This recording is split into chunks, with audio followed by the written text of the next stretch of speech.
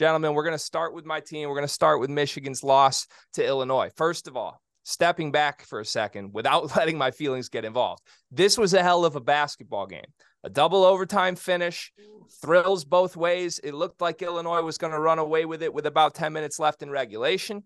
And then it became the Kobe Buffkin show, about a 10-0 personal run for that young man. He was stellar. Michigan fights all the way back, had a shot to win at the end of regulation, did not go in, go to overtime. Michigan had a 7-point lead with 1 minute and 40 seconds left in overtime. Illinois storms back, sends it to double OT, where Matthew Meyer, the monster himself, out with caffeine poisoning just 2 days ago from practice. I mean, he was fully caffeinated tonight in double overtime. Guys, I don't know what to make of this game. McCall, let's throw to you first. I mean, that was an instant classic. Tell me what I'm supposed to think after that. I mean, first of all, what a basketball game. If you're a college basketball fan and you were not watching that, you need to watch the replay. You need to get on ESPN Plus. You need to watch that because that was exciting. It was back and forth the whole time. Like you said, I thought Illinois was going to run away with it, up 11, and then all of a sudden here comes Michigan. They go on their own run to tie the game, and you're like, okay, wait a second. And then even the last play in regulation, and I'd love to get Tyler's thought on this.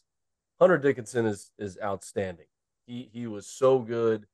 I even think when the double team comes, he doesn't waste any time of trying to trust his teammates and get the ball out of the double team. But, man, can someone on that staff help him work on his right-hand jump hook because the ball went into him. He had an opportunity to spin and shoot over that left shoulder and shoot that right-hand jump hook a couple different times, and he always wants to get back to his left. I thought the playmaking ability by Terrence Shannon in the game was just outstanding. He was unselfish, and he had that stretch in the second half where he didn't even score, but he was making the right play and continued to make the right play. And then even in overtime, they kept running that pin down action to get him going to his left hand, got him downhill a couple different times, and they kept putting him in middle pick and rolls. And I thought, the difference in the game even was Michigan's defense. When I thought Michigan was going to win the game, when you have middle pick and roll coverage and you have a guy like Terrence Shannon that's able to get downhill, that one play where Michigan double teamed him on the baseline, like that was like textbook pick and roll coverage, like textbook. Like that's how you guard a middle pick and roll when you have a player of Terrence Shannon's capability and he can get downhill, and he got all the way downhill and they double team him. You're like, hey, Michigan's winning this basketball game. But with 1.5 minutes to go, there's still so many possessions left in that game. And Illinois came roaring back and found a way to win. So I know, Greg, it was a tough loss for you. But I just, and I know they've had their struggles this year, and I know we're going to talk bubble, but Michigan, to me, are they not one of the best 68 teams in the country?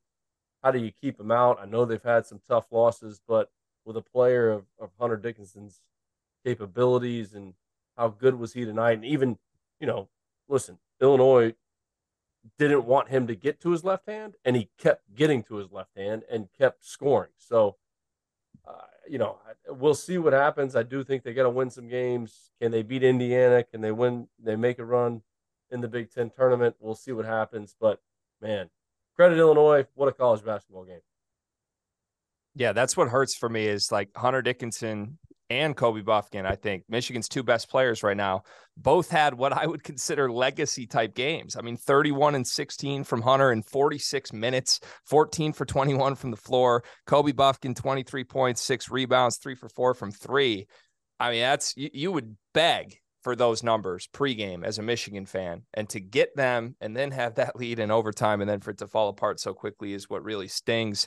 Tyler, what did you make of, I guess, Michigan's decision-making and that stretch where the 7-point lead went down to a tie game immediately? Terrence Shannon had a couple and ones in there, but did you think that Michigan really did anything wrong in that stretch, or did Illinois just sort of storm back and take it from them? No, first of all, it was one of the best college basketball games I've watched all year. I mean, and to me, when I watched the game, I thought the difference was the way Illinois came out in the second half to start. I thought they got easy baskets. They started running. To me, I think Illinois relies too much on the outside jump shot, and sometimes they take contested three-point shots, which I absolutely hate. It's almost like you get the ball in the paint and you have a layup and they want to kick it out for a corner three. I think Illinois does that a little bit. I don't know. I mean, I thought Michigan was going to win it. I had them booked in there, and part of that is because I don't like the way Illinois plays. I think they've been too up and down, and I think Hunter's been fighting, and I thought Michigan is starting to peak at the right time. They've had some good wins lately. But, yeah, I don't know. I mean, to me, I really think Illinois got their confidence up and they got some easy buckets. And, Michigan, their two best players probably had, one of their best games all year. And so to me, you just got to tip your hat to it. And they probably, looking at it, they put themselves in a position to win it. But, it's a road game, and Illinois is a tough place to play. Yeah, Illinois was so assertive driving downhill today, and Terrence Shannon in transition was a big part of that. But I also thought some of their other guys who have not been so adamant about doing that in games this year were really insistent. And maybe that's because they knew Michigan doesn't have the greatest help defense in the world, but like a guy like Coleman Hawkins, who's been known to take a heat check, early shot clock, step back three here and there, he didn't really take those tonight. He was insistent on getting to the rim, and I thought it paid off well for the Illini. Let me ask you guys this, and I'll throw this back your way, McCall. There's been a large conversation on social media in my world of, is Michigan better without Jet Howard? Tonight he had a couple of huge shots late. He also had a ton of defensive and rebounding miscues that looked pretty effort-based, to be honest. That's been plaguing him all season long. We know how elite of a shot maker he is. There's no taking that away. But from the coach's perspective and just from a fan perspective, do you think that Michigan is better with or without Jet Howard? Right. If his last name wasn't Howard, would we be having this conversation? Right. Would we be nearly as critical of him and of his game if his dad wasn't the coach? Like, I think that's a question that everyone should ask and try to answer, because, when they're going to double team Dickinson from an offensive standpoint, he's got to be out there because he is a threat. And because of all the attention that Hunter gets out there on the floor, you need to have threats on the perimeter. But I just think it's his last name. I think it's the fact that his dad's the coach. You could even see Juwan Howard during the game when he missed a block out screaming, block the F out, block the F out. Like he's yelling at him. So I just think it's overblown just because of his last name and because his dad's the head coach. I think he's deserving of playing. I think he's deserving of the minutes that he's getting because, too, he has to be out there. They need more shooting because every team that they're going to play, even going forward, is going to double team Hunter. They're going to double him. And the more shooting that you can have out there on the floor, the better their offense can be. I think some of their defensive miscues, like I said, I mean, I thought the pick and roll coverage on Terrence Shannon was textbook. That's how you guard a middle ball screen with a guy that's getting downhill. So I think the blockouts, I think the bigger thing for Michigan too is, like, if they want to make a run, they've got to fix the turnovers. They just turn it over too much. I think tonight it was 8 assists and 12 turnovers. They have a negative assist to turnover ratio on the year. Like, they've got to fix that. Like, we can talk about, Jet Howard and, his missed blockouts or missed defensive assignments, but I think that gets overblown just because of his last name and his dad's the coach. I think they've got to find a way to take better care of the basketball. And when Hunter gets doubled and he throws it out, and not just to Jet or anybody else, but there was plays tonight where Hunter made the right play and guys were missing layups out of his double teams. Like, you got to make a few more of those baskets.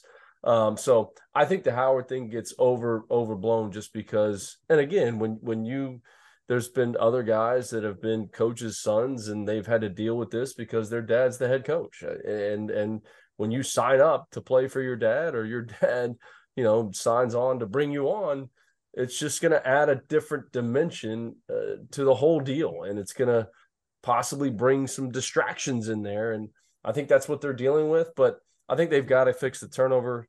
And when Hunter does get doubled, those guys got to continue to make plays, and you can't miss layups out of double teams, especially when you're right there point blank at the basket, and, make open threes. And if they can do that, they can make a run, but they've got to fix the turnovers. Yeah. That type of heat and that criticism of the coach's son dynamic only gets louder when the team is now in the position that it is in. Question. I mean, they were in the first 4 out, according to our expert bracketologists today, going into this game. They've got the Indiana game at Assembly Hall on Trace Jackson Davis's senior night on Saturday. I mean, that's the season on the line game, or on Sunday, excuse me. So we'll see what happens for Michigan. Hey guys, just a reminder, our sponsor for today's episode is Run Your Pool. They are hosting the Field of 68 Bracket Challenge. This year, they are giving away $1,500 in free prizes. It's all an incentive for you to get on there and find out just how good their platform is. I've been using them for my bracket pools for years. I've used them for Super Bowl squares. I use them for everything that I need to use them for. The biggest survivor pool that I'm in for both NFL and NCAA tournament is by Run Your Pool. So go check them out. The link's below. Tap in.